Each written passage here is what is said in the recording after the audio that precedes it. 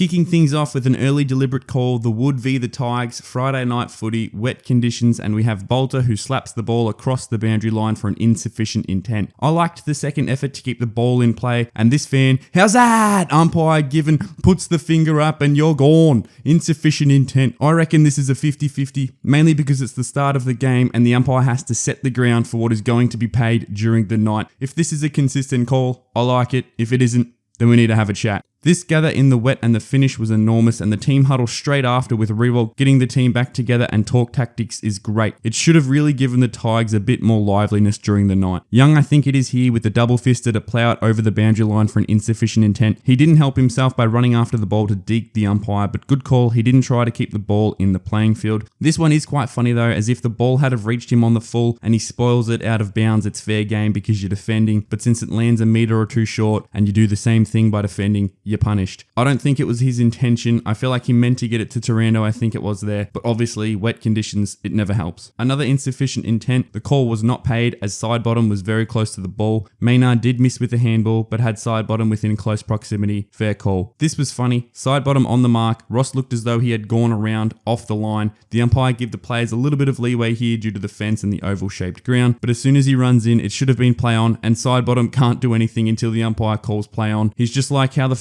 can this be happening? Ross is basically right next to him at this point, and it's a bit of a stupid ruling with this stand rule bullshit. I'm all for it when it brings in goals, but this is pretty far-fetched and pretty stupid. Great rundown tackle by Rioli to stop another stoppage clearance by the Pies. I wanted to include this shot because it genuinely is a good shot of the playing field, and we are put into the spectator seat with this. I don't know, it's probably my film and TV background coming into play, but I really want to see more of it. This was a great fist by Bolter to stop a mark and a goal inside the 50 for the Pies. He watched Mick stay the entire time and waited for him to put his arms up for the mark to when Bolter throws his fist out in desperation. Rioli tries to fend, and I know he just picked it up, but if you go for a fend, it's holding the ball, and this call was missed. Frampton and Rewald tackle late in the first quarter. Frampton gets the ball and has Jack for company. Umpire decides to not pay the free kick. I think the only reason this wasn't holding the ball was because he didn't try to fend, and it's a 50-50 when a player decides to run through someone, especially when they just picked up the ball. Benefit of the doubt to the defender. Good call. Second quarter gets underway and Pies out of the middle with ease for an Ash Johnson goal. McIntosh loses game sense points here. Should have kept running with Crisp, who we know is a good runner, and instead decides to have a break and a seat on the interchange bench. Basically lets Collingwood get an easy inside 50. Johnson was leaping all night, but out of all of the leaps, you'd have to pay this one surely. Baker probably fends Johnson off with a spin, then the arm push, to which Johnson said F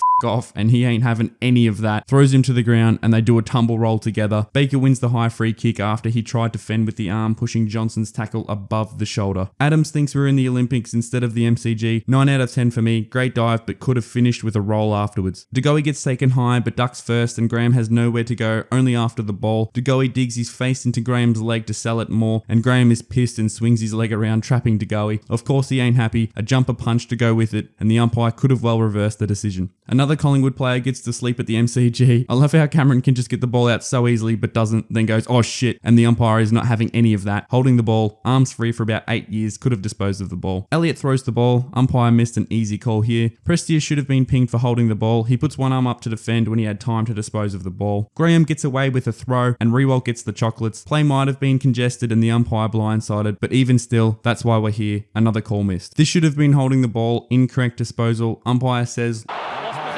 lost possession, but that's because Baker went to kick the ball, and if it was a lost possession, how did he lose it? By dropping it on the ground? So wouldn't that make this holding the ball incorrect disposal? We have a great soccer or football moment in the game. Great through ball for Johnson, who probably could have finished. I reckon this play should be practiced more at training, because if the game is wet conditions and this does become a potential play in a big moment, you'd have the skill to finish when the ball is on the ground, especially an oval shaped ball, which can be very unpredictable. Moore's brilliant, still being a top 5 defender in the game, slipped over, spoils the ball still, and the tackle to go along with it, and earns a free kick, to which ends in a goal for the Pies. Great captain and player to have in this position. We all love Pendles, and this play was superb, but probably wasn't necessary. Could have just popped it over the top of Bolter. Hope your Mr. Boy is back after a potential insufficient intent. I think it was a good call, although the player isn't under immense pressure. It's when the attackers are within sufficient distance to what the umpire believes, which is very dicey. Rewald gets done for holding, and his excuse is, I was watching the ball, which is void because you're still holding onto onto Murphy. Lynch gets an opportunity for his second kick of the game, hooks it. Another chance not only a minute later, hooks it. You do feel bad for Grimes in this situation. The ball gets tunneled underneath him, then he does slightly dive on the ball, which in the rulebook states a field umpire shall award a free kick against the player who dives on top of or drags the football underneath their body and fails to immediately knock the ball clear or correctly dispose of the football when legally tackled. Once he did dive on the ball, he opts to think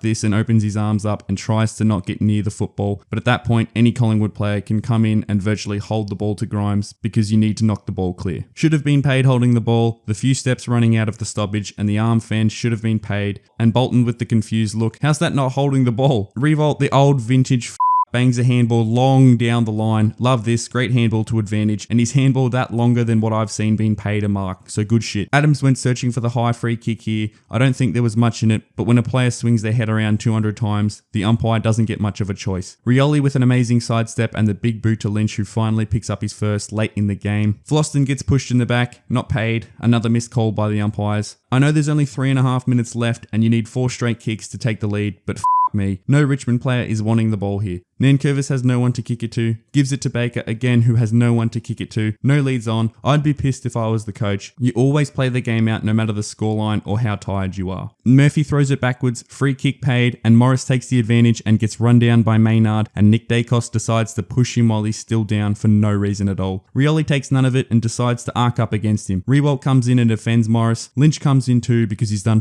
all night. Frampton comes in late to the party and Lynch is thrown to the deck struggling to fight now, and they break it off. This was all caused from a simple push which never should have happened. The Collingwood chance starts straight after. Crisp to go, he's been superb. I don't support them, but this would give chills all throughout the ground to those fans. The end of the game, the camera flies through a few fans and we get a gluck 9,000. Held off perfectly and waited for the timing so the TV director wouldn't cut. We'll give this play of the game to end the video. I've got some other cracking videos coming out later this week, so if you did enjoy this video, hit that like button and follow me for more. Play on AFL, things do better with fun and laughter.